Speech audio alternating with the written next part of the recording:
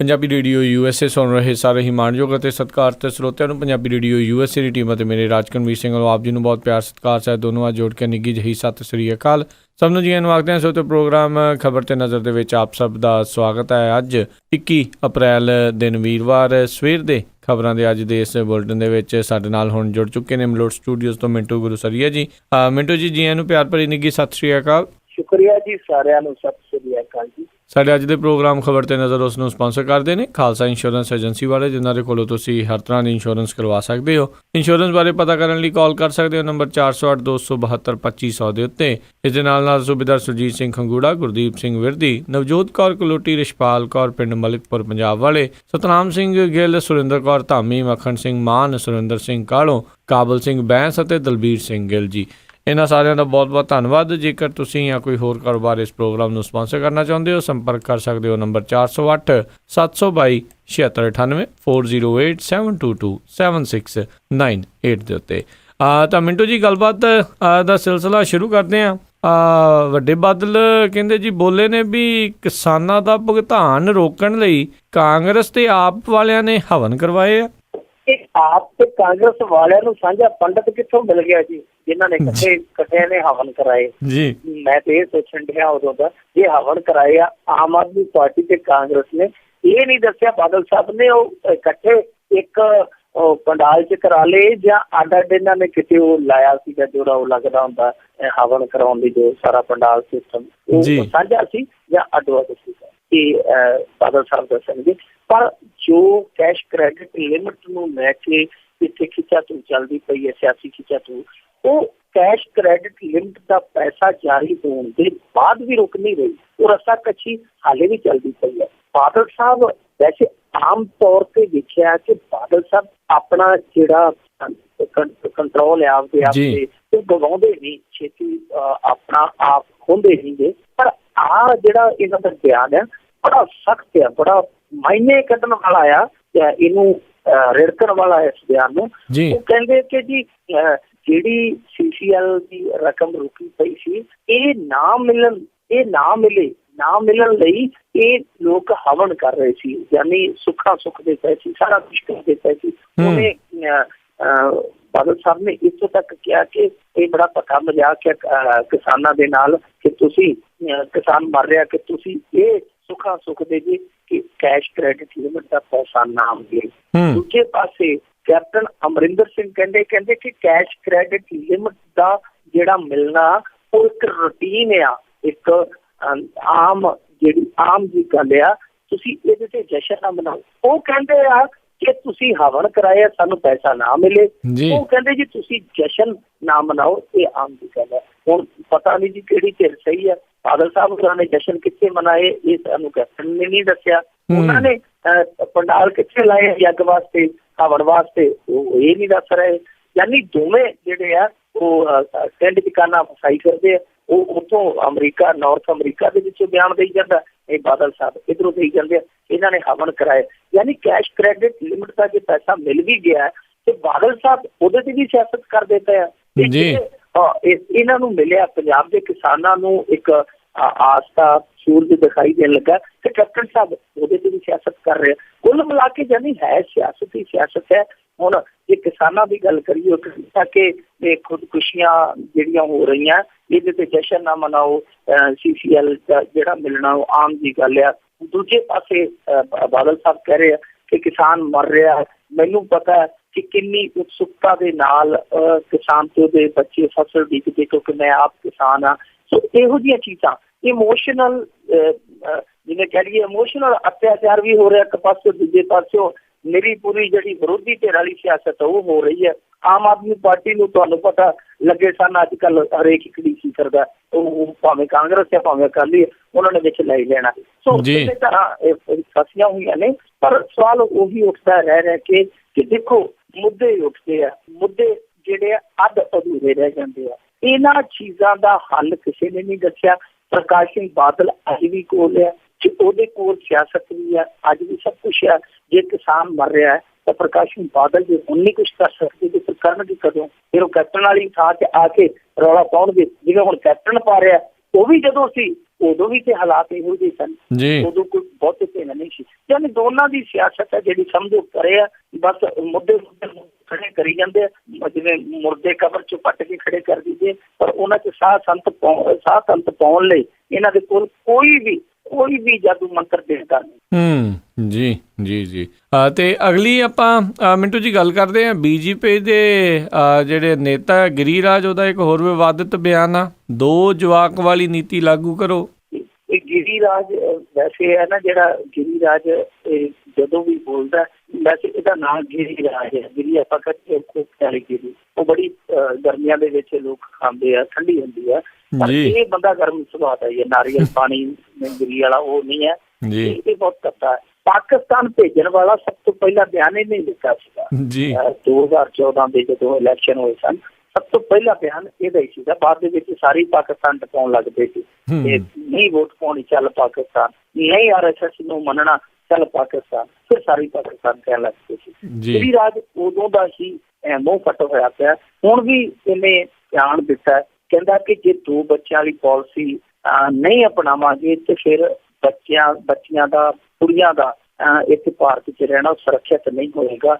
ਉਹਨਾਂ ਨੂੰ ਵੀ ਪਾਕਿਸਤਾਨ ਵਾਂਗੂ ਪਰਦੇ 'ਚ ਰੱਖਣਾ ਪਵੇਗਾ। ਇਹ ਬਿਆਨ ਹੈ ਉਹਨਾਂ ਦਾ ਕਿ ਜੇ 2 ਬੱਚਿਆਂ ਵਾਲੀ ਪਾਲਿਸੀ ਹੁਣ ਆਪਾਂ ਲਾਗੂ ਨਾ ਕੀਤੀ ਤੇ ਕੁੜੀਆਂ ਇੱਥੇ ਸੁਰੱਖਿਅਤ ਨਹੀਂ ਰਹਿਣਗੀਆਂ, ਉਹਨਾਂ ਨੂੰ ਬੁਰਕਾ ਪਾ ਕੇ ਚੱਲਣਾ ਪਵੇਗਾ ਮੁਸਲਮਾਨਾਂ ਨੂੰ, ਪਾਕਿਸਤਾਨੀਆਂ ਨੂੰ। ਸੋ ਇਹ ਬਿਆਨ ਆਪਣੇ ਆਪ ਦੇ ਵਿੱਚ ਬਹੁਤ ਕੁਛ ਜਿਹੜਾ ਹੈ ਲੁਕਾ ਕੇ ਬੈਠਾ ਹੈ, ਲੁਕਾ ਕੇ ਇਹ ਬੈਠਾ ਹੈ ਕਿ ਇਹ RSS ਦਾ ਦਰਦ ਸਾਹਮਣੇ ਆਇਆ ਜੀ। ਗਿਰੀਰਾਜ ਜਿੱਦਾਂ ਮਾਈਕ ਦੇ ਵਿੱਚੋਂ ਆਵਾਜ਼ ਹੀ ਆਉਂਦੀ ਹੈ, ਪਿੱਛੋਂ ਬੋਲਦਾ ਕੋਈ ਹੋਰ ਹੁੰਦਾ ਹੈ, ਉਸੇ ਤਰ੍ਹਾਂ ਬਿਲਕੁਲ ਕਿ ਇਸ ਸਪੀਕਰ 'ਚੋਂ ਆਵਾਜ਼ ਜਿਹੜੀ ਆਪਾਂ ਸੁਣ ਰਹੇ ਹਾਂ, ਉਹ ਆਵਾਜ਼ ਬੋਲਣ ਵਾਲੇ ਦੀ ਹੈ। ਮਾਈਕ ਤਾਂ ਬੋਲ ਕੇ ਦੱਸਿਆ ਜਾ ਰਿਹਾ ਹੈ, ਗਿਰੀਰਾਜ ਕੇ ਸਿਰਫ ਬੋਲ ਕੇ ਪੜ ਰਿਹਾ। ਇਹ RSS ਦੀ ਅੰਦਰਲੀ ਪੀੜਾ। ਹਾਲਾਂਕਿ 2 ਬੱਚਿਆਂ ਦੀ ਪਾਲਿਸੀ ਮਾੜੀ ਨਹੀਂ ਹੈ, ਜਿਸ ਤਰੀਕੇ ਦੇ ਨਾਲ ਇੱਥੇ ਆਬਾਦੀ ਵੱਧ ਰਹੀ ਹੈ, ਉਹ ਇੱਕ ਸਭ ਤੋਂ ਵੱਡੀ ਮੁਸ਼ਕਿਲ ਇੱਥੇ ਦੀ ਆਬਾਦੀ ਹੈ ਇਸ ਮੁਲਕ ਦੀ। ਆਪਾਂ ਵੈਸੇ ਕਹਿ ਦਿੰਦੇ ਹਾਂ ਕਿ ਸਭ ਕੁਛ ਠੀਕ ਨਹੀਂ ਹੋ ਰਿਹਾ, ਪਰ ਏਡੇ ਵੱਡੇ ਆਬਾਦੀ ਵਾਲੇ ਢਾਂਚੇ ਨੂੰ ਸੰਭਾਲਣਾ ਵੀ ਕਿਹੜਾ ਸੌਖਾ। ਉਸ ਪਾਲਿਸੀ ਨੂੰ ਆਪਾਂ ਗਲਤ ਨਹੀਂ ਆਖ ਸਕਦੇ, ਪਰ ਜੋ ਉਹ ਕਾਰਨ ਦੱਸ ਰਿਹਾ, ਗਿਰੀਰਾਜ ਕਾਰਨ ਦੱਸ ਰਿਹਾ, ਉਹ ਬੜਾ ਹੌਲਾ ਤੇ ਬੜਾ ਗੈਰ ਮਿਆਰੀ ਤੇ ਬੜਾ ਗੈਰ ਨੈਤਿਕ ਜਿਹਾ ਲੱਗਦਾ। ਉਹ ਕਹਿੰਦਾ ਆ ਕਿ ਹਿੰਦੂਆਂ ਦੀ ਜਿਹੜੀ ਇਹ ਆਬਾਦੀ ਸੀ ਉਹ 90% ਸੀ ਇਸ ਮੁਲਕ 'ਚ, ਉਹ ਰਹਿ ਗਈ 73-74%। ਤੇ ਮੁਸਲਮਾਨਾਂ ਦੀ ਜਿਹੜੀ ਆਬਾਦੀ ਹੈ ਉਹ ਵੱਧਦੀ ਜਾਂਦੀ ਹੈ। ਇੱਕ ਦਿਨ ਇਹ ਹੋਏਗਾ ਕਿ ਹਿੰਦੂ ਜਿਹੜੇ ਘੱਟ ਗਿਣਤੀਆਂ 'ਚ ਆ ਜਾਣ, ਤਾਂ ਇਹ ਡਰ ਪਿਆ। ਉਹ ਪਾਲਿਸੀ ਜਿਹੜੀ ਕਹਿ ਰਿਹਾ, ਦੇਖੋ ਪਾਲਿਸੀ ਜੇ ਕੋਈ ਇਸ ਪੱਧਰ ਦੀ ਬਣਦੀ ਹੈ ਤਾਂ ਉਹ ਵਿਕਾਸ ਨੂੰ ਮੁੱਖ ਰੱਖ ਕੇ ਬਣੇ ਤੇ ਫਿਰ ਤਾਂ ਆਪਾਂ ਕਹਿ ਸਕਦੇ ਹਾਂ ਦੇਸ਼ ਵਿੱਚ ਹੈ। ਜੇ ਉਹ ਇਹਨਾਂ ਘੱਟ ਗਿਣਤੀਆਂ, ਵੱਧ ਗਿਣਤੀਆਂ, ਉਹਨਾਂ ਚੱਕਰਾਂ ਨੂੰ, ਗਿਣਤੀਆਂ ਮਿਣਤੀਆਂ ਨੂੰ ਲੈ ਕੇ ਬਣਦੀ ਹੈ ਤਾਂ ਫਿਰ ਉਹ ਪਾਲਿਸੀ ਤਾਂ ਬਣਨ ਤੋਂ ਪਹਿਲਾਂ ਹੀ ਖਤਰਨਾਕ ਰੂਪ ਅਖਤਿਆਰ ਕਰ ਲਵੇਗੀ ਜੀ। ਇਹਨਾਂ ਦੇ ਕਹਿਣ ਦਾ ਮਤਲਬ ਇਹ ਹੈ ਕਿ ਮੁਸਲਮਾਨ ਲਗਾਤਾਰ ਜਿਹੜੇ ਉਹ ਬੱਚੇ 2 ਤੋਂ ਵੱਧ ਪੈਦਾ ਕਰਦੇ ਜਾ ਰਹੇ, ਉਹਨਾਂ ਦੇ ਬੱਚੇ ਜ਼ਿਆਦਾ ਹੁੰਦੇ ਆ, ਤਾਂ ਉਹਨਾਂ ਦੀ ਆਬਾਦੀ ਵੱਧਦੀ ਜਾਂਦੀ। ਉਹ ਇੱਕ ਦਿਨ ਬਹੁਲਤਾ 'ਚ ਚਲੇ ਜਾਣਗੇ ਤੇ ਹਿੰਦੂ ਧਰਮ ਘੱਟ ਗਿਣਤੀਆਂ 'ਚ ਆ ਜਾਏਗਾ। ਇਸ ਕਰਕੇ 2-2 ਵਾਲਾ ਫਾਰਮੂਲਾ ਲਾ ਦਿਓ, ਯਾਨੀ ਮੁਸਲਮਾਨਾਂ ਦੀ ਵੀ ਆਬਾਦੀ ਉੱਥੇ ਖੜ ਜੇ ਤੇ ਸਾਡੀ ਵੀ ਉੱਥੇ ਖੜ ਜੇ, ਅਸੀਂ ਬਹੁ ਗਿਣਤੀ 'ਚ ਬਣੇ ਰਹੀਏ, ਘੱਟ ਗਿਣਤੀ 'ਚ ਬਣੇ ਰਹੀਏ। ਇਹ ਫਰਕ ਹੈ ਉਹਨਾਂ ਦਾ। ਵਿਕਾਸ, ਉਹ ਅੱਗੇ ਜਾਣ ਵਾਲਾ, ਸਾਰਿਆਂ ਨੂੰ ਨਾਲ ਲੈ ਕੇ ਜਾਣ ਵਾਲਾ, ਉਹ ਗੱਲਬਾਤ ਨਹੀਂ ਨਜ਼ਰ ਆਉਂਦੀ ਇਹਨਾਂ ਦੇ ਬਿਆਨ 'ਚੋਂ। ਹੁਣ ਘੱਟ ਗਿਣਤੀ ਤੇ ਬਹੁ ਗਿਣਤੀ ਵਾਲਾ ਰੌਲਾ ਜਿਹੜਾ ਇਸ ਮੁਲਕ ਦੇ ਰਾਹ 'ਚ ਸਭ ਤੋਂ ਵੱਡਾ, ਜਿਵੇਂ ਪੈਰ 'ਚ ਕੰਡਾ ਵੱਜ ਜਾਂਦਾ ਨਾ ਤੁਰ ਲੱਗਿਆ, ਉਹ ਤੁਰਨ ਨਹੀਂ ਦਿੰਦਾ, ਉਸੇ ਤਰੀਕੇ ਦਾ ਪੈਰ 'ਚ ਕੰਡਾ ਹੈ ਇਸ ਮੁਲਕ ਦੇ। ਜਿੰਨਾ ਚਿਰ ਨਿਕਲਦਾ ਨਹੀਂ ਘੱਟ ਗਿਣਤੀ ਬਹੁ ਗਿਣਤੀ ਵਾਲਾ, ਉਹਨਾਂ ਚਿਰ ਇਹ ਦੇਸ਼ ਚੱਲ ਨਹੀਂ ਸਕਦਾ। ਚੰਗੀ ਆਪਣੀ ਜਿਹੜੀ ਚਾਲ ਹੁੰਦੀ ਹੈ, ਸਰਪਟ ਚਾਲ, ਉਹ ਨਹੀਂ ਦੌੜ ਸਕਦਾ। ਪਰ ਇੱਥੇ ਹੁਣ ਗਿਰੀਰਾਜ ਸਿੰਘ ਜੋ ਦਲੀਲ ਦੇ ਰਿਹਾ ਉਹ ਹਜਮ ਨਹੀਂ ਹੁੰਦੀ। ਇਹ ਇਸ ਕਰਕੇ ਡਰ ਰਿਹਾ, ਅਸਲ ਦੇ ਵਿੱਚ ਇਸ ਕਰਕੇ ਹੈ ਇਹਨਾਂ ਨੂੰ ਕਿ ਜੇ ਘੱਟ ਗਿਣਤੀ 'ਚ ਅਸੀਂ ਆ ਗਏ ਤੇ ਸਾਡੇ ਨਾਲ ਜੋ ਹੋਏਗਾ ਉਹ ਹੋਏਗਾ ਜਿਹੜਾ ਅੱਜ ਅਸੀਂ ਕਰ ਰਹੇ ਹਾਂ। ਜੇ ਇਹਨਾਂ ਨੇ ਸਲੂਕ ਚੰਗਾ ਕੀਤਾ ਹੋਵੇ ਘੱਟ ਗਿਣਤੀਆਂ ਨਾਲ, ਤਾਂ ਮੈਨੂੰ ਨਹੀਂ ਲੱਗਦਾ ਇਹਨਾਂ ਨੂੰ ਡਰਨ ਦੀ ਲੋੜ ਹੈ ਘੱਟ ਗਿਣਤੀਆਂ 'ਚ, ਕਿਉਂਕਿ ਕਹਿਣਗੇ ਕੋਈ ਗੱਲ ਨਹੀਂ, ਘੱਟ ਗਿਣਤੀਆਂ 'ਚ ਦੂਜੇ ਰਹਿ ਰਹੇ ਜੇ ਅਸੀਂ ਰਵਾਂਗੇ ਤਾਂ ਕੋਈ ਗੱਲ ਨਹੀਂ, ਅਸੀਂ ਕਿਸੇ ਨਾਲ ਕੋਈ ਵਧੀਕੀ ਨਹੀਂ ਕੀਤੀ। ਕਿਉਂਕਿ ਇਹਨਾਂ ਨੇ ਕੀਤੀਆਂ, ਇਹਨਾਂ ਨੂੰ ਡਰ ਹੈ ਜੇ ਘੱਟ ਗਿਣਤੀਆਂ 'ਚ ਅਸੀਂ ਆ ਗਏ ਤੇ ਫਿਰ ਅਗਲੇ ਜਿਹੜੇ ਆ ਉਹ ਸਾਨੂੰ ਉਹੀ ਕਰਨਗੇ ਜੋ ਅਸੀਂ ਅੱਜ ਕਰ ਰਹੇ ਹਾਂ। ਜੀ ਜੀ ਜੀ। ਤੇ ਅਗਲੀ ਆਪਾਂ ਜੇ ਗੱਲ ਕਰਦੇ ਹਾਂ, ਅਕਾਲੀ ਸਰਪੰਚ ਨੇ ਸੰਗਲਾ 'ਚ ਨੂੜੇ ਨੌਜਵਾਨ ਦਾ ਹੀ ਪਰਚਾ ਦਰਜ ਕਰਵਾਇਆ। ਇਹ ਦੇਖੋ ਜੀ, ਇੱਕ ਹਕੂਮਤ ਦਾ ਨਸ਼ਾ ਜਿਹੜਾ, ਦੂਜਾ ਉਹਦੇ ਨਾਲ ਪੁਲਿਸ ਰਲ ਜਾਂਦੀ, ਇਹ ਬੜਾ ਖਤਰਨਾਕ ਮਿਸ਼ਰਣ ਆ। ਕਾਕਟੇਲ ਜਿਵੇਂ ਇੱਕ ਹੁੰਦਾ ਨਾ ਜੀ, ਅੱਜ ਕੱਲ੍ਹ ਪਾਰਟੀਆਂ ਦੇ ਵਿੱਚ ਉਹ ਨਸ਼ੇ ਰਲਾ ਕੇ ਲੈਂਦੇ ਤੇ ਫਿਰ ਬੜਾ ਖਤਰਨਾਕ ਇੱਕ ਮਿਸ਼ਰਣ ਬਣ ਜਾਂਦਾ। ਇਹ ਇੱਕ ਹਕੂਮਤ 'ਚ ਚੂਰ ਹੋ ਉੱਤੋਂ ਪੁਲਿਸ ਦਾ ਡੰਡਾ ਜਿਹੜਾ ਉਹਦੇ ਆਪਦੇ ਹੱਥ 'ਚ ਹੀ ਆ ਜੇ, ਪੁਲਿਸ ਦੇ ਬਸ ਮਗਰ ਤੁਰੀ ਫਿਰੇ, ਡੰਡਾ ਉਹ ਹਕੂਮਤ ਦੇ ਜਿਹੜੇ ਨਸ਼ੇ 'ਚ ਚੂਰ ਉਹਨਾਂ ਹੱਥ ਵਿੱਚ, ਫਿਰ ਰੱਬ ਹੀ ਰੱਖਾ ਜੀ, ਰੱਬ ਰਾਖੇ ਵਾਲੀ ਗੱਲ ਆ। ਤੁਸੀਂ ਦੇਖੋ ਇਹ ਘਟਨਾ ਜਿਹੜੀ ਵਾਪਰੀ ਹੈ ਬਠਿੰਡੇ ਦੇ ਵਿੱਚ, ਬਠਿੰਡੇ ਜ਼ਿਲ੍ਹੇ ਦੇ ਵਿੱਚ ਪਿੰਡ ਆ ਜੋ ਰਮਾਣਾ, ਉੱਥੋਂ ਦੀ ਸਰਪੰਚ ਸੀ ਕੋਈ ਬੀਬੀ ਬਗੀਚਾ ਰਾਣੀ। ਉਹਨੇ ਪਰਚਾ ਕਟਾਤਾ ਕਿ 13 ਅਪ੍ਰੈਲ ਵਿਸਾਖੀ ਵਾਲੇ ਰਾਤ ਕਿ ਉਹਦੇ ਘਰ ਕੋਈ ਜਬਰਨ ਬੰਦੇ ਦਾਖਲ ਹੋਏ ਤੇ ਉਹਨਾਂ ਨੇ ਕੁੱਟਮਾਰ ਕੀਤੀ ਹੈ। ਪੁਲਿਸ ਨੇ 452 ਜਿਹਨੂੰ ਚੱਲ ਕਹਿ ਦਿੰਦੇ ਆ ਕਿ ਸਾਡੇ ਘਰੇ ਚੱਲ ਕੇ ਆ ਗਈ, 452, 354, 148, 506 ਧਮਕੀਆਂ ਦੇਣ ਵਾਲਾ ਇਹੋ ਜਿਹਾ ਕੇਸ ਦਰਜ ਕਰ ਦਿੱਤਾ, ਜਿਹਦੇ ਚ ਬੰਦੇ ਨਾਮਜ਼ਦ ਕੀਤੇ ਗਏ ਕਾਕਾ ਸਿੰਘ, ਬਗੀਚਾ ਸਿੰਘ, ਬਿੱਟੂ ਸਿੰਘ, ਜੁਗਨਾ ਸਿੰਘ, ਸਰਿੰਦਰ ਸਿੰਘ ਤੇ ਹਰਪ੍ਰੀਤ ਸਿੰਘ ਜੀ। ਇਹਨਾਂ ਬੰਦਿਆਂ ਤੇ ਪਰਚਾ ਦਰਜ ਕਰ। ਉਸ ਬੀਬੀ ਨੇ ਜਾ ਕੇ ਕਿਹਾ ਕਿ ਮੈਂ ਸਰਪੰਚ ਨਾਲ ਅਕਾਲੀ ਹਾਂ, ਜਾਨੀ ਇੱਕ ਕਰੇਲਾ ਦੂਜਾ ਨਿੰਮ ਚੜਿਆ। ਉਹਨਾਂ ਨੇ ਨਾਲ ਹੀ ਪਰਚਾ ਕੱਟ ਦਿੱਤਾ। ਇਹ ਨਹੀਂ ਵੇਖਿਆ ਪੁਲਿਸ ਨੇ ਜਾ ਕੇ ਕਿ ਉਹ ਬੰਦੇ ਵਾਕਈ ਇਹਦੇ ਘਰ ਆਏ ਸੀ, ਕੋਈ ਗੱਲਬਾਤ ਹੋਈ, ਕੋਈ ਲੜਾਈ ਝਗੜਾ ਹੋਇਆ, ਕੁਛ ਨਹੀਂ। ਉਹ ਬਿਆਨਾਂ ਤੇ ਚੱਕ ਕੇ ਪਰਚਾ ਕੱਟ ਦਿੱਤਾ। ਉਸ ਤੋਂ ਬਾਅਦ ਕੀ ਹੋਇਆ ਕਿ ਇੱਕ ਮੁੰਡਾ ਜਿਹੜਾ ਹਰਪ੍ਰੀਤ ਸਿੰਘ ਜੀ ਦਾ ਮੈਂ ਸਭ ਤੋਂ ਅਖੀਰ ਤੇ ਨਾਂ ਲਿਆ, ਹਰਪ੍ਰੀਤ ਸਿੰਘ ਮੁੰਡਾ, ਉਹ ਇਹੋ ਜਿਹਾ ਬੰਦਾ ਸਾਹਮਣੇ ਆਇਆ ਜਿਹੜਾ ਪਿਛਲੇ 12 ਸਾਲਾਂ ਤੋਂ ਆਪਣਾ ਮਾਨਸਿਕ ਤਵਾਜ਼ਨ ਗਵਾ ਚੁੱਕਾ ਹੈ। ਯਾਨੀ ਉਹ ਮਾਨਸਿਕ ਰੋਗੀ ਹੈ, ਮਨੋਰੋਗੀ ਹੈ, ਪਾਗਲ ਜਿਹਨੂੰ ਕਹਿ ਲਈਏ, ਕਮਲਾ ਕਹਿ ਲਈਏ। ਤੇ ਪਿਛਲੇ 2 ਸਾਲਾਂ ਤੋਂ ਇੱਕ ਕਮਰੇ ਦੇ ਵਿੱਚ ਉਹਨੂੰ ਸੰਗਲਾ 'ਚ ਕੈਦ ਕੀਤਾ ਗਿਆ। ਉਹਦਾ ਪਿਓ ਹੈ ਨਹੀਂ, ਭਰਾ ਉਹਦਾ ਘਰ ਛੱਡ ਕੇ ਦੌੜ ਗਿਆ ਸੀ ਕੁਝ ਸਾਲ ਪਹਿਲਾਂ। ਉਹ ਧਨੌਲਾ ਮੰਡੀ ਰਹਿੰਦਾ, ਆਪਦਾ ਵੱਖਰਾ ਰਹਿੰਦਾ। ਉਹ ਕੱਲੀ ਇੱਕ ਬੀਬੀ ਹੈ, ਉਹਦੀ ਮਾਂ ਹੈ ਜਿਹੜੀ ਉਸ ਨੌਜਵਾਨ ਦੀ, ਜਿਹੜੀ ਉਹਨੂੰ ਦੇਖ ਕੇ ਉਹਦੀ ਸੇਵਾ ਕਰਕੇ ਦਿਨ ਕੱਟੀਆਂ ਕਰਦੀ ਹੈ। ਹੁਣ ਇਹ ਕਮਾਲ ਦੀ ਗੱਲ ਹੈ ਕਿ ਇੱਕ ਸੰਗਲਾ 'ਚ ਨੂੜਿਆ ਮੁੰਡਾ ਜਿਹਨੂੰ ਮਿੰਟ ਵੀ ਖੁੱਲਾ ਨਹੀਂ ਛੱਡਿਆ ਜਾ ਸਕਦਾ, ਉਹ ਕਿਵੇਂ ਕੰਧ ਟੱਪ ਕੇ ਕਿਸੇ ਦੇ ਜਬਰੀ ਘਰੇ ਦਾਖਲ ਹੋ ਕੇ ਸੱਟਾ ਮਾਰ ਆਇਆ। ਇਹ ਆਪਣੇ ਆਪ ਦੇ ਵਿੱਚ ਜਾਪਤਾ ਇਹ ਹੈ ਕਿ ਕਮਲਾ ਨਹੀਂ, ਜਿਹੜਾ ਸੰਗਲਾ 'ਚ ਬੱਚਾ ਉਹ ਕਮਲਾ ਨਹੀਂ, ਕਮਲਾ ਤੇ ਉਹ ਸੀ ਜਿਹੜਾ ਕੁਰਸੀ ਤੇ ਬੈਠਾ ਉੱਥੇ ਬੈਠ ਕੇ ਅੱਖਾਂ ਮੀਟ ਕੇ ਬੀਬੀ ਦੇ ਕਹਿਣ ਤੇ ਪਰਚਾ ਕੱਟੀ ਗਿਆ। ਉਹ ਕਮਲਾ ਉਹਨੂੰ ਕਹਿਣਾ ਚਾਹੀਦਾ, ਪਰ ਇਹ ਕਮਲੇ ਰਮਲੇ ਸਾਰੇ ਇਕੱਠੇ ਹੋਏ ਆ, ਇਹਨਾਂ ਨੇ ਦੁਨੀਆ ਨੂੰ ਕਮਲਾ ਕੀਤਾ ਹੋਇਆ। ਇਹ ਸਾਡੇ ਇੱਥੋਂ ਦੇ ਜਿਹੜੇ ਸਰਪੰਚ ਨੇ, ਜਿਨ੍ਹਾਂ ਨੂੰ ਆਪਾਂ ਕਹਿੰਦੇ ਕਿ ਉਹ ਪਿੰਡ ਦੀ ਬੁਨਿਆਦ ਨੇ, ਪਿੰਡ ਦੀ ਨੀਂਹ ਨੇ, ਉਹ ਦੇਖੋ ਕਿਹੋ ਜਿਹਾ ਕੰਮ ਕਰਦੇ। ਪੁਲਿਸ ਵਾਲੇ ਉਹ ਕਿਸ ਤਰੀਕੇ ਦਾ ਕੰਮ ਕਰਦੇ। ਸੋ ਅੰਨੀ ਪੀਂਦੀ ਕੁੱਤੀ ਚੱਟੇ ਵਾਲੀ ਗੱਲ ਹੈ ਜੀ ਕਿ ਸਭ ਕੁਛ ਗਲੇ ਮਲੇ ਹੋਇਆ ਪਿਆ। ਜੀ ਸੋ ਤੁਸੀਂ ਸੁਣ ਰਹੇ ਹੋ ਪ੍ਰੋਗਰਾਮ ਖਬਰ ਤੇ ਨਜ਼ਰ ਪ੍ਰੋਗਰਾਮ ਸੋਮਵਾਰ ਤੋਂ ਸ਼ਨੀਚਰਵਾਰ ਤੱਕ ਸਵੇਰੇ 9:30 ਵਜੇ ਅਤੇ ਰੋਜ਼ਾਨਾ ਸ਼ਾਮ ਨੂੰ 8:30 ਵਜੇ ਤੁਹਾਡੇ ਲਈ ਲੈ ਕੇ ਹਾਜ਼ਰ ਹੁੰਦੇ ਹਾਂ। ਸਾਡੇ ਅੱਜ ਦੇ ਖਬਰ ਤੇ ਨਜ਼ਰ ਪ੍ਰੋਗਰਾਮ ਨੂੰ ਵਿਸ਼ੇਸ਼ ਤੌਰ ਤੇ ਸਪਾਂਸਰ ਕਰਦੇ ਨੇ ਟਰੱਕਿੰਗ ਮਲਟੀ ਸਰਵਿਸਿਜ਼ ਵਾਲੇ। ਇਹ ਫੈਕਟਰੀ ਦੀਆਂ ਸੇਵਾਵਾਂ ਦਿੰਦੇ ਹਨ। ਜੇ ਟਰੱਕਰ ਵੀਰ ਜਿਨ੍ਹਾਂ ਨੇ ਇਨਵੋਇਸਾਂ ਦਿੱਤਿਆਂ ਨੂੰ ਕਈ ਦਿਨ ਹੋ ਗਏ ਨੇ, ਮਹੀਨੇ ਹੋ ਗਏ ਨੇ ਤੇ ਅਜੇ ਤੱਕ ਪੇਮੈਂਟ ਨਹੀਂ ਮਿਲੀ, ਤਾਂ ਇਹ ਸੇਮ ਡੇ ਪੇਮੈਂਟ ਤੁਹਾਨੂੰ ਦੇ ਸਕਦੇ ਨੇ ਫੈਕਟਰਿੰਗ ਦੀ ਸਰਵਿਸਿਜ਼ ਦੇ ਨਾਲ। ਫੈਕਟਰਿੰਗ ਬਾਰੇ ਹੋਰ ਜਾਣਕਾਰੀ ਲਈ ਤੁਸੀਂ ਇਹਨਾਂ ਨੂੰ ਕਾਲ ਕਰ ਸਕਦੇ ਹੋ 408 272 2600 408 272 2600 ਦੇ ਉੱਤੇ। ਅਗਲੀ ਗੱਲ ਕਰੀਏ ਪ੍ਰਸ਼ਾਂਤ ਕਿਸ਼ੋਰ ਹੋਣਾ ਦਾ ਨਵਾਂ ਪੈਂਤੜਾ। ਕਪਤਾਨ ਨੇ ਧਾਰਨ ਕੀਤਾ ਨੀਲਾ ਰੰਗ। ਕੈਪਟਨ ਨੀਲਧਾਰੀ ਬਣ ਗਿਆ ਸੀ। ਹੁਣ ਆਪਾਂ ਨੂੰ ਜੀ ਕਿਉਂਕਿ ਕੈਪਟਨ ਅਮਰਿੰਦਰ ਸਿੰਘ ਆਮ ਤੌਰ ਤੇ ਨੀਲੇ ਰੰਗ ਤੋਂ ਬੜਾ ਖਫਾ ਨਜ਼ਰ ਆਉਂਦੇ ਹੁੰਦੇ ਸੀ ਕਿ ਉਹਨਾਂ ਨੂੰ ਚੁੱਭਦਾ ਸੀ ਨੀਲਾ ਰੰਗ। ਨੀਲਾ ਰੰਗ ਕਦੇ ਉਹਨਾਂ ਦੇ ਜ਼ਿੰਦਗੀ 'ਚ ਵੀ ਰਿਹਾ। ਫਿਰ ਉਹ ਕਾਂਗਰਸ 'ਚ ਆਏ ਜਾਂ ਕਾਂਗਰਸ ਦੇ ਵਿੱਚ ਫਿਰ ਫਿਰ ਕਾਂਗਰਸ ਦੀ ਵਾਪਸੀ ਹੋਈ। ਲੰਮਾ ਇਤਿਹਾਸ ਹੈ ਕੈਪਟਨ ਅਮਰਿੰਦਰ ਸਿੰਘ ਦਾ। ਤਾਂ ਹੁਣ ਫਿਰ ਇੱਕ ਵਾਰੀ ਉਹਨਾਂ ਨੂੰ ਨੀਲਾ ਰੰਗ ਅਪਣਾਇਆ ਗਿਆ ਉਹਨਾਂ ਵੱਲੋਂ, ਔਰ ਇਹ ਉਦੋਂ ਅਪਣਾਇਆ ਗਿਆ ਜਦੋਂ ਉਹ ਇੱਧਰਲੇ ਮੁਲਕਾਂ 'ਚ ਆਏ ਆ, ਅਮਰੀਕਾ ਕੈਨੇਡਾ ਦੇ ਵਿੱਚ। ਉਹ ਪੋਸਟਰ ਜਿਹੜਾ ਤਿਆਰ ਕੀਤਾ ਗਿਆ ਉਸ ਫੇਰੀ ਨੂੰ ਪ੍ਰਭਾਵੀ ਬਣਾਉਣ ਲਈ, ਉਹਦੇ ਵਿੱਚ ਇਹਨਾਂ ਦੀ ਜਿਹੜੀ ਪੱਗ ਨੀਲੀ ਕੀਤੀ ਗਈ ਹੈ, ਫਿਰਤੀ ਜਿਹੜੀ ਪੀਲੀ ਕੀਤੀ ਗਈ ਹੈ, ਨਾਲ ਲਿਖਿਆ ਗਿਆ ਕਿ ਪੰਜਾਬ ਦਾ ਕੈਪਟਨ, ਯਾਨੀ ਪੰਜਾਬ ਦਾ ਕੈਪਟਨ। ਪੰਜਾਬ ਨੂੰ ਇੱਕ ਟੀਮ ਬਣਾ ਕੇ ਉਸਦਾ ਕੈਪਟਨ ਜਿਹੜਾ ਉਹਦਾ ਸਲੋਗਨ ਲਿਖਿਆ ਗਿਆ ਕਿ ਪੰਜਾਬ ਦਾ ਕੈਪਟਨ। ਹੁਣ ਜੀ ਇਹ ਤਰਕ ਦਿੱਤਾ ਜਾ ਰਿਹਾ ਕਿ ਜਿਹੜਾ ਨੀਲਾ ਰੰਗ ਆ ਉਹ ਪੰਥ ਦਾ ਪ੍ਰਤੀਕ ਹੈ, ਪੰਥਕ ਸੋਚ ਦਾ ਪ੍ਰਤੀਕ ਹੈ। ਤੇ ਇਹਦੇ ਨਾਲ ਸੁਨੇਹਾ ਜਾਏਗਾ ਜੋ ਪੰਥਕ ਧਿਰਾਂ ਨੇ ਉਹ ਕੈਪਟਨ ਦੇ ਨਾਲ ਜਿਹੜੀਆਂ ਜੁੜਨਗੀਆਂ, ਥੋੜਾ ਜਿਹਾ ਮੁਲਾਇਮ ਰੁਖ ਕੈਪਟਨ ਵੱਲ ਕਰਨਗੀਆਂ। ਜੀ ਦੂਜੇ ਪਾਸੇ ਨਾਲ ਕਲਰ ਥੈਰੇਪੀ ਦਾ ਵੀ ਹਵਾਲਾ ਦਿੱਤਾ ਜਾਂਦਾ ਹੈ ਕਿ ਇਹ ਦੋਵੇਂ ਰੰਗ ਹੈ ਜਿਹੜੇ ਬੜੇ ਪਸੰਦ ਆਉਂਦੇ, ਹਰੇਕ ਨੂੰ ਮਨ ਪਾਉਂਦੇ ਹੈ, ਯਾਨੀ ਨੀਲਾ ਤੇ ਪੀਲਾ। ਇਹ ਇਹੋ ਜਿਹੀਆਂ ਦਲੀਲਾਂ ਦਿੱਤੀਆਂ ਜਾ ਰਹੀਆਂ ਕਾਂਗਰਸ ਦੇ ਜਿਹੜੇ ਰਾਜਨੀਤੀਕਾਰ ਆ ਉਹਨਾਂ ਵੱਲੋਂ ਕਿ ਇਹ ਚੀਜ਼ਾਂ ਜਿਹੜੀਆਂ ਇਸ ਕਰਕੇ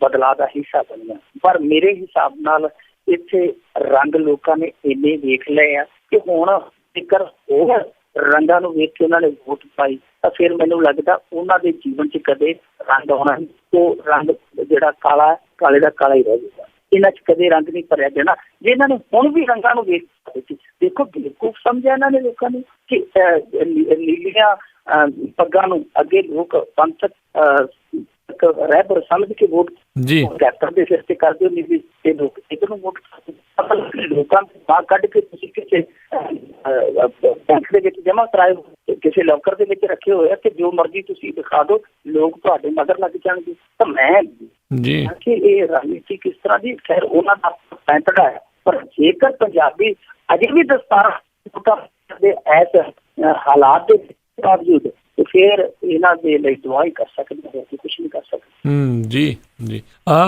ਅਗਲੀ ਗੱਲ ਹੈ ਜੀ, ਪੰਜਾਬ ਦੀ ਜੇਲ੍ਹ ਚੋਂ ਫੋਨ ਕਰਕੇ ਹਰਿਆਣਾ ਦੇ ਵਪਾਰੀ ਕੋਲੋਂ ਫਰੌਤੀ ਮੰਗੀ। ਦੇਖੋ ਜੀ, ਜੇ ਜੇਲ੍ਹ ਦੇ ਵਿੱਚ AC ਜਾ ਸਕਦਾ ਹੈ, ਜੇ ਜੇਲ੍ਹ ਦੇ ਵਿੱਚ ਹੋਰ ਸਾਜੋ ਸਮਾਨ ਜਾ ਸਕਦਾ, ਖਾਣ ਪੀਣ ਦਾ, ਲਾਲ ਪਰੀ ਜਾ ਸਕਦੀ ਆ, ਸੋਫੇ ਜਾ ਸਕਦੇ ਆ, ਇਹੋ ਜਿਹੇ ਆਰਾਮਦਾਇਕ ਸਾਜੋ ਸਮਾਨ ਪਹੁੰਚ ਸਕਦੇ ਆ, ਤੇ ਫਿਰ ਫੋਨ ਤੇ ਬਹੁਤਾ ਕਿੰਤੂ ਪਰੰਤੂ ਨਹੀਂ ਕਰਨਾ ਚਾਹੀਦਾ। ਜੇ ਫੋਨ ਪਹੁੰਚ ਗਿਆ ਤੇ ਫਿਰ ਫੋਨ ਤੇ ਕਾਰੋਬਾਰ ਵੀ ਜੇ ਹੋ ਗਿਆ ਤੇ ਫਿਰ ਕੋਈ ਵੱਡੀ ਗੱਲ ਨਹੀਂ। ਇਹ ਕਿਉਂਕਿ ਸਾਡੀਆਂ ਜੇਲ੍ਹਾਂ ਦੇ ਵਿੱਚ ਤੇ ਇੱਥੇ ਗੋਲੀ ਚੱਲ ਜਾਂਦੀ ਹੈ, ਪਿਸਤੌਲ ਪਹੁੰਚ ਜਾਂਦਾ ਹੈ, ਤਾਂ ਫਿਰ ਇਹ ਫੋਨ ਫਰੌਤੀ ਹੈ ਜਿਹੜੀ ਛੋਟੀ ਗੱਲ ਹੈ, ਪਰ ਛੋਟੀ ਸਾਡੇ ਪੰਜਾਬੀਆਂ ਲਈ, ਹਰਿਆਣੇ ਵਾਲਿਆਂ ਲਈ ਨਹੀਂ ਜੀ। ਇਹਨਾਂ ਨੇ ਫੋਨ ਕੀਤਾ ਬਰਨਾਲਿਓਂ ਹਰਿਆਣੇ ਦੇ ਸ਼ਹਿਰ ਹਿਸਾਰ ਦੇ ਵਿੱਚ, 2 ਕੈਦੀਆਂ ਨੇ ਕਿ 10 ਲੱਖ ਦਾ ਪ੍ਰਬੰਧ ਕਰ ਲਾ, ਨਹੀਂ ਤੇ ਆਪਣੀ ਅਰਥੀ ਦਾ ਸਾਜੋ ਸਮਾਨ ਤਿਆਰ ਕਰ ਲਾ। ਦੋ ਹੀ ਆਪਸ਼ਨ ਹੈ ਤੇਰੇ ਕੋਲ, ਦੋ ਹੀ ਬਦਲਿਆ, ਜਾਂ ਤੇ 10 ਲੱਖ ਰੁਪਈਆ ਦੇ ਤੇ ਜਾਂ ਆਪਦੀ ਮਈਅਤ ਤਿਆਰ ਕਰ ਲਾ। ਉਸ ਬੰਦੇ ਨੇ ਪੁਲਿਸ ਨੂੰ ਜਿਹੜੀ ਸੂਚਨਾ ਦਿੱਤੀ ਕਿ ਭਾਈ ਜੇਲ੍ਹ ਦੇ ਵਿੱਚੋਂ ਹੀ ਸਮਾਨ ਮੰਗਿਆ ਜਾ ਰਿਹਾ ਤੇ ਕਿੱਦਾਂ ਕਰੀਏ, ਹੁਣ ਮਨੀ ਆਰਡਰ ਮੰਗਾਉਂਦੇ ਆ ਉਹ ਤਾਂ ਅਗਲੇ। ਉਹਨਾਂ ਨੇ ਨਾਲ ਦੀ ਨਾਲ ਕਾਲ ਟ੍ਰੇਸ ਕਰਾਈ, ਕਿੱਥੋਂ ਆਈ ਹੈ ਕਾਲ, ਕੀ ਹਿਸਾਬ ਕਿਤਾਬ ਆ, ਤੇ ਦੇਖੋ ਦੂਜੇ ਦਿਨ ਆ ਕੇ ਉਹਨਾਂ ਨੇ ਉਹ ਬੰਦੇ ਬਰਨਾਲੇ ਜੇਲ੍ਹ ਦੇ ਵਿੱਚੋਂ ਕੱਢ ਲਿਆ ਬੈਠਕ ਦੇ ਵਿੱਚ। ਹੁਣ ਆਪ ਹੀ ਤੁਸੀਂ ਅੰਦਾਜ਼ਾ ਲਾ ਲਓ ਕਿ ਇੱਕ ਹੀ ਮੁਲਕ ਆ, ਇੱਕ ਹੀ ਸਾਡਾ ਲਗਭਗ ਇੱਕ ਹੀ ਤਰ੍ਹਾਂ ਦਾ ਰਾਜ ਹੈ, ਬਿਲਕੁਲ ਥੋੜਾ ਜਿਹਾ ਵਿੱਚੋਂ, ਕਿਉਂਕਿ ਹਰਿਆਣਾ ਸਾਡਾ ਹੀ ਹਿੱਸਾ ਸੀ ਕਦੇ, ਤੇ ਵਿੱਚੋਂ ਬਾਰਡਰ ਦਾ ਫਰਕ ਆ ਜੀ, ਇੱਕੋ ਹੀ ਤਰ੍ਹਾਂ ਦੀ ਪੁਲਿਸ ਆ, ਸਭ ਕੁਛ ਇੱਕੋ ਹੀ ਕਾਨੂੰਨ ਕਾਇਦਾ। ਇੱਥੇ ਮੁੰਡਾ ਜਿਹੜਾ ਉਹ 11 ਸਾਲ ਦਾ 12 ਸਾਲ ਦਾ ਵਪਾਰੀ ਦਾ ਗਵਾਹ ਕਰਕੇ ਕਤਲ ਕੀਤਾ ਗਿਆ 11 ਅਪ੍ਰੈਲ ਨੂੰ ਜੀ। ਅੱਜ 21 ਦਾ ਵੀ ਦਿਨ ਲੰਘ ਗਿਆ। 10-11 ਦਿਨਾਂ ਦੇ ਵਿੱਚ ਹਾਲੇ ਤੱਕ ਪੁਲਿਸ, ਪੰਜਾਬ ਪੁਲਿਸ ਹੈ ਜਿਹੜੀ, ਉਹ ਕਾਤਲਾਂ ਤੱਕ ਨਹੀਂ ਪਹੁੰਚੀ। ਤੇ ਉਹ ਹਰਿਆਣੇ ਚੋਂ ਚੱਲੇ ਨੇ, ਉਹਨਾਂ ਨੇ ਕੁਝ ਘੰਟਿਆਂ ਦੇ ਅੰਦਰ ਹੀ ਜਿਹੜੇ ਉਹ ਮੁਲਜ਼ਮ ਸੀ ਉਹਨਾਂ ਨੂੰ ਬੈਰਕਾਂ ਦੇ ਵਿੱਚੋਂ ਘੜੀਸ ਲਿਆ ਕਿ ਬਾਹਰ ਆ ਜਾਓ ਕਾਕਾ ਜੀ, ਕੀਤਾ ਸੀ ਨਾ ਫੋਨ। ਸੋ ਇਹ ਸਾਡੀ ਪੁਲਿਸ ਦਾ, ਵੈਸੇ ਸਾਨੂੰ ਕੁਝ ਲੋਕ ਕਹਿੰਦੇ ਆ ਕਿ ਤੁਸੀਂ ਤੇ ਭਾਂਡੇ ਹੋ, ਸਾਡਾ ਕੰਮ ਹੈ ਭੰਡਣਾ, ਪਰ ਦੇਖੋ ਤੁਸੀਂ ਆਪ ਹੀ ਫੈਸਲਾ ਕਰ ਲਓ ਕਿ 2 ਸੂਬਿਆਂ ਦੇ ਫਰਕ ਕਿੰਨਾ ਹੈ। ਬਿਲਕੁਲ ਬਿਲਕੁਲ ਜੀ। ਅਗਲੀ ਜਿਹੜੀ ਆਪਾਂ ਗੱਲ ਕਰਦੇ ਹਾਂ ਵੀ ਸਾਰੇ ਮਿਹਣੇ ਮਾਰਦੇ ਸੀ ਵੀ ਅਧਿਆਪਕ ਨੇ ਆਪਦੇ ਜਵਾਕ ਸਰਕਾਰੀ ਸਕੂਲਾਂ 'ਚ ਹੀ ਪਾ ਦਿੱਤੇ ਆ। ਜਦੋਂ ਵੱਜਦਾ ਨਾ ਕਿਸੇ ਨੂੰ ਤੇ ਫਿਰ ਸੀਟ ਪਾੜ ਦਿੰਦਾ ਜੀ। ਪਰ ਇੱਕ ਫਾਇਦਾ ਇਹ ਵੀ ਹੈ, ਆਪਣਾ ਬਣਾ ਦਿੰਦਾ ਮਿਹਣਾ। ਫਿਰ ਉਹ ਮਿਹਣੇ ਦਾ ਮਾਰੇ ਕਹਿੰਦੇ ਹੁੰਦੇ ਨਾ, ਹਰਖ ਦਾ ਮਾਰੇ ਬੰਦਾ ਨਰਕ ਨੂੰ ਵੀ ਚਲੇ ਜਾਂਦਾ, ਮਿਹਣੇ ਦਾ ਮਾਰਿਆ ਬੰਦਾ ਬਹੁਤ ਕੁਝ ਕਰ ਜਾਂਦਾ, ਕਿਉਂਕਿ ਇੱਕ ਜਨੂਨ ਸਵਾਰ ਹੋ ਜਾਂਦਾ ਕਿ ਇਹਨੇ ਮੈਨੂੰ ਮਿਹਣਾ ਮਾਰਿਆ। ਤਾਂ ਮਿਹਣਾ ਇੱਥੇ ਵੀ ਇੱਕ ਉਦਾਹਰਨ ਬਣਿਆ। ਅਕਸਰ ਮਿਹਣਾ ਕਈ ਵਾਰੀ ਗੁੱਸਾ ਦਵਾ ਕੇ ਗਲਤ ਕੰਮ ਵੀ ਕਰਵਾ ਜਾਂਦਾ, ਪਰ ਇੱਥੇ ਮਿਹਣਾ ਇੱਕ ਬਹੁਤ ਸਾਰਥਕ ਉਦਾਹਰਨ ਬਣਿਆ। ਇਹ ਜਿਹੜੀ ਟਾਂਡਾ ਮੁੜ ਦੀ ਗੱਲ ਆ, ਟਾਂਡਾ ਉੜਮੁੜ ਦੀ, ਉੱਥੇ 5 ਅਧਿਆਪਕਾਂ ਨੇ ਆਪਣੇ ਬੱਚੇ ਜਿਹੜੇ ਆ ਨਿੱਜੀ ਸਕੂਲਾਂ ਚੋਂ ਹਟਾ ਕੇ ਇਸ ਲਈ ਸਰਕਾਰੀ ਸਕੂਲਾਂ 'ਚ ਦਾਖਲ ਕਰਵਾ ਦਿੱਤੇ, ਕਿਉਂਕਿ ਉਹ ਜੇਕਰ ਕਿਸੇ ਨੂੰ ਕਹਿੰਦੇ ਸਨ ਕਿ ਤੁਸੀਂ ਭਾਈ ਆਪਣੇ ਬੱਚੇ ਸਰਕਾਰੀ ਸਕੂਲਾਂ 'ਚ ਪੜ੍ਹਾਓ, ਤੇ ਉਹਨਾਂ ਨੂੰ ਮਿਹਣਾ ਵੱਜਦਾ ਸੀ ਕਿ ਪਹਿਲਾਂ ਤੁਸੀਂ ਆਪਣੇ ਬੱਚੇ ਲਿਆਓ। ਉਹਨਾਂ ਨੇ ਇਹ ਜਿਹੜਾ ਟੈਂਡਾ ਸੀਗਾ ਉਹ ਮੁਕਾ ਦਿੱਤਾ। ਹੁਣ ਜਿਹੜੇ ਬੱਚੇ ਆਪਣੇ ਸੀ ਉਹ ਕਰਵਾ ਦਿੱਤੇ। ਇਹਨਾਂ ਜਿਹੜੇ ਜ਼ਿੰਦਾ ਦਿਲ ਟੀਚਰਾਂ ਦੇ ਵਿੱਚ ਨਾਂ ਲਈਏ ਤਾਂ ਨਾਂ ਇੱਕ ਦਾ ਅਜੀਤ ਦਰਵੇਦੀ, ਰਮੇਸ਼ ਹੁਸ਼ਿਆਰਪੁਰੀ, ਲੋਕੇਸ਼ ਵਸ਼ਿਸ਼ਟ, ਨਰਿੰਦਰ ਅਰੋੜਾ ਤੇ ਮਨਜੀਤ ਕੌਰ।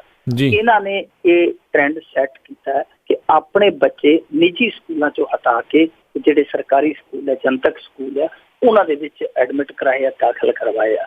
ਹੁਣ ਇਹ ਦੇਖੋ, ਇਹ ਅਧਿਆਪਕਾਂ ਦਾ ਜੇਰਾ ਔਰ ਜੋ ਇਹਨਾਂ ਦੀ ਭਾਵਨਾ ਉਹਦੀ ਕਦਰ ਕਰਨੀ ਚਾਹੀਦੀ, ਔਰ ਸਲੂਟ ਬਣਦਾ ਇਹਨਾਂ ਨੂੰ ਕਰਨਾ ਚਾਹੀਦਾ ਕਿ ਇਹਨਾਂ ਨੇ ਉਹਨਾਂ ਬੱਚਿਆਂ ਦੇ ਕੈਰੀਅਰ ਇੱਕ ਤਰ੍ਹਾਂ ਨਾਲ ਦਾਅ ਤੇ ਲਾ ਕੇ ਤਾਂ ਕਿ ਦੂਸਰੇ ਬੱਚਿਆਂ ਪ੍ਰੇਰੀਏ, ਉਹਨਾਂ ਨੇ ਆਪਣੇ ਬੱਚੇ ਇੱਧਰ ਲੈ ਆਂਦੇ। ਪਰ ਸਕੂਲਾਂ ਦਾ ਹਾਲ ਕੀ ਹੈ? ਦੇਖੋ, ਅਸੀਂ ਕਹਿ ਦਿੰਦੇ ਹਾਂ, ਆਪਾਂ ਵੀ ਕਹਿ ਦਿੰਦੇ, ਸਾਡੇ ਪੱਤਰਕਾਰ ਬੜੇ ਮਿਹਣੇ ਮਾਰਦੇ ਆ। ਸਾਡੇ ਪੱਤਰਕਾਰ ਚਾਹੇ ਆਪਦੇ ਮੁੰਡੇ ਉਹਨਾਂ ਦੇ ਕਾਨਵੈਂਟ 'ਚ, ਦੂਨ ਸਕੂਲ 'ਚ ਪੜ੍ਹਦੇ ਹੋਣ, ਉਹ ਕਹਿੰਦੇ ਜੀ ਤੁਸੀਂ ਸਕੂਲਾਂ 'ਚ ਲਿਆਓ, ਸਰਕਾਰੀ ਸਕੂਲਾਂ 'ਚ ਲਿਆਓ। ਉਹ ਮਾਸਟਰਾਂ ਨੂੰ ਕਹਿੰਦੇ ਸਾਡੇ ਪੱਤਰਕਾਰ। ਪਰ ਅਸਲ ਦੇ ਵਿੱਚ ਅਧਿਆਪਕ ਵੀ ਤਾਂ ਮਾਪੇ ਆ ਨਾ, ਆਖਰ ਤਾਂ ਮਾਪੇ ਆ। ਤੇ ਮਾਪੇ ਤਾਂ ਇਹ ਸੋਚਦੇ ਆ ਨਾ ਕਿ ਉਹਨਾਂ ਦੀ ਔਲਾਦ ਡਾਕਟਰ ਬਣੇ, ਇੰਜੀਨੀਅਰ ਬਣੇ, ਵਿਗਿਆਨਕ ਬਣੇ। ਤੇ ਅਧਿਆਪਕ ਵੀ ਇਹੀ ਚੀਜ਼ ਸੋਚਦੇ ਕਿ ਮੇਰਾ ਬੱਚਾ ਆਹ ਬਣੇ ਜੋ ਮੈਂ ਨਹੀਂ ਬਣ ਸਕਿਆ।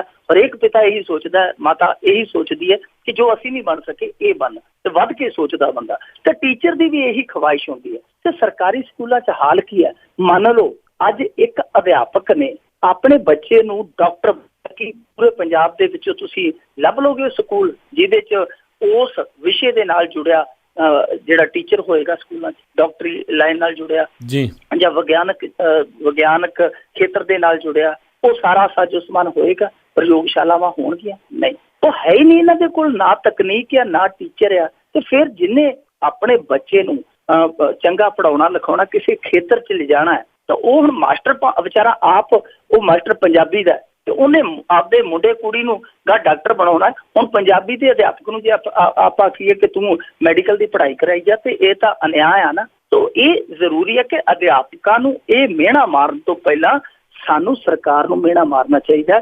ਤੁਸੀਂ ਇੱਥੇ ਇਹੋ ਜਿਹਾ ਪ੍ਰਬੰਧ ਕਰੋ ਕਿ ਚਾਹੇ ਕਿਸੇ ਨੇ ਡਾਕਟਰ ਬਣਨਾ, ਚਾਹੇ ਕਿਸੇ ਨੇ ਮਾਸਟਰ ਬਣਨਾ, ਚਾਹੇ ਕਿਸੇ ਨੇ ਵਿਗਿਆਨਕ ਬਣਨਾ, ਉਹ ਸਾਰੀਆਂ ਸਹੂਲਤਾਂ ਤੇ ਸਾਰੇ ਅਧਿਆਪਕ ਪੂਰੇ ਕਰੋ। ਇੱਥੇ ਤਾਂ ਹਾਲ ਇਹ ਹੈ ਕਿ ਜਿਹੜੇ ਸਰੀਰਕ ਸਿੱਖਿਆ ਵਾਲੇ ਉਹ ਅੰਗਰੇਜ਼ੀ ਪੜ੍ਹਾਈ ਜਾਂਦੇ ਆ, ਜਿਹੜੇ ਹਿੰਦੀ ਵਾਲੇ ਆ ਉਹ ਸਮਾਜਿਕ ਸਿੱਖਿਆ ਨੂੰ ਚਲਾਈ ਜਾਂਦੇ ਆ।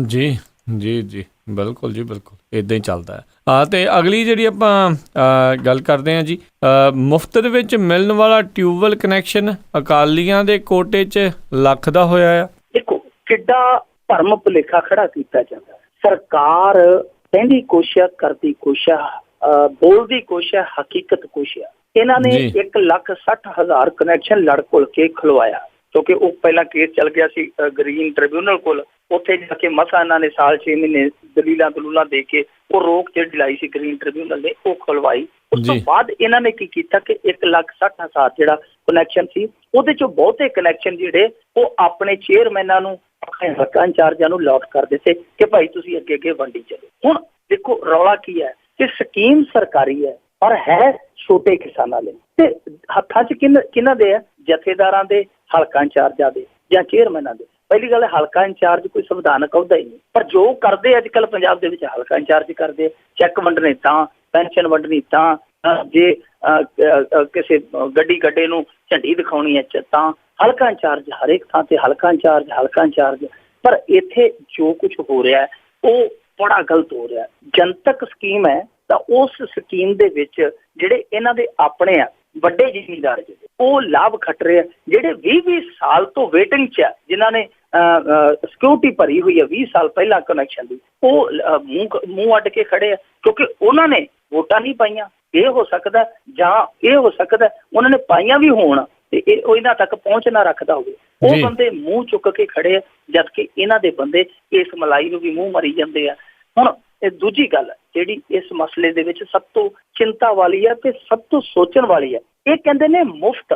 ਦੇਖੋ 80,000 ਰੁਪਏ ਦਾ ਇੱਕ ਕਿਸਾਨ ਨੂੰ ਸਮਾਨ ਲੈਣਾ ਪੈਂਦਾ ਟਿਊਬਵੈੱਲ ਕਨੈਕਸ਼ਨ ਲਵਾਉਣ ਲਈ, ਖੰਭੇ, ਟਰਾਂਸਫਾਰਮਰ, ਤਾਰਾਂ, ਸਾਰਾ ਖਰਚਾ ਕਿਸਾਨ ਦਾ ਹੈ। 20,000 ਰੁਪਇਆ ਦੂਸਰਾ ਫਿਟਿੰਗ ਦਾ, ਜੋ ਉਹਨੂੰ ਫਿੱਟ ਕਰਨਾ, ਲੱਖ ਤੇ ਜਿਹੜਾ ਟੇਬਲ ਦੇ ਥੱਲਿਓਂ ਲੱਸੀ ਪਾਣੀ ਲੱਗ ਗਿਆ ਉਹ ਵੱਖਰਾ, ਤੇ ਜੇ ਕਿਤੋਂ ਵੰਗਾਰ ਪੈ ਗਈ ਫਿਰ ਤੇ ਮਸਲਾ ਜਿਹੜਾ 1.25 ਲੱਖ ਤੋਂ ਪਾਰ ਕਰ ਗਿਆ, ਫਿਰ ਤਾਂ ਸ਼ਗਨ ਸਕੀਮ ਤੋਂ ਅੱਗੇ ਲੰਘ ਗਿਆ। ਹੁਣ ਇਹ ਮੁਫਤ ਕਿੱਥੇ ਰਹਿ ਗਿਆ? ਤੇ ਦੂਜੀ ਗੱਲ ਹੈ ਛੋਟੇ ਕਿਸਾਨ ਲਈ ਕਿੱਥੇ ਰਹਿ ਗਿਆ? ਜਿਹਦੇ ਕੋਲ ਕਿੱਲਾ ਜਾਂ 2 ਕਿੱਲੇ ਪੈਲੀ ਹੈ, ਕਿ ਉਹ 1.5 ਲੱਖ ਦਾ ਖੜੇ ਪੈਰ ਇੰਤਜ਼ਾਮ ਕਰ ਲੇਗਾ ਆਪਣੇ ਗੀਜ਼ੇ ਦੇ ਵਿੱਚੋਂ? ਨਹੀਂ। ਜਾਂ ਤੇ ਉਹ ਜਿਹੜਾ ਕੋਈ ਭਾਂਡਾ ਟਿੰਡਾ ਗਹਿਣੇ ਰੱਖੇਗਾ ਤਾਂ ਹੀ ਉਹਦੀ ਬੰਬੀ ਚੋਂ ਪਾਣੀ ਆਏਗਾ, ਨਹੀਂ ਤੇ ਉਹ ਇਹ ਚੀਜ਼ ਨਹੀਂ ਲਿਆ ਸਕਦਾ। ਤੇ ਤੀਜੀ ਗੱਲ, ਇਹਨਾਂ ਨੇ ਰੌਲਾ ਪਾਇਆ ਹੋਇਆ ਇਸ ਵਕਤ ਨਿਕਲ ਗਿਆ, ਸਾਡੀਆਂ ਪੀੜ੍ਹੀਆਂ ਖਤਮ ਹੋ ਜਾਣਗੀਆਂ, ਕੇਜਰੀਵਾਲ ਬਣ ਗਿਆ, ਉਹਨੇ ਪਾਣੀ ਸਾਰਾ ਬੁੱਕਲ 'ਚ ਪਾ ਕੇ ਲੈ ਜਾਣਾ, ਪੰਡ ਬੰਨ੍ਹ ਕੇ ਲੈ ਜਾਣਾ। ਪਰ ਜੀ 14 ਲੱਖ ਟਿਊਬਵੈੱਲ ਸਾਡੇ ਪਹਿਲਾਂ ਹੀ ਚੱਲਦੇ ਪਏ ਸੀ। 1,60,000 ਟਿਊਬਵੈੱਲ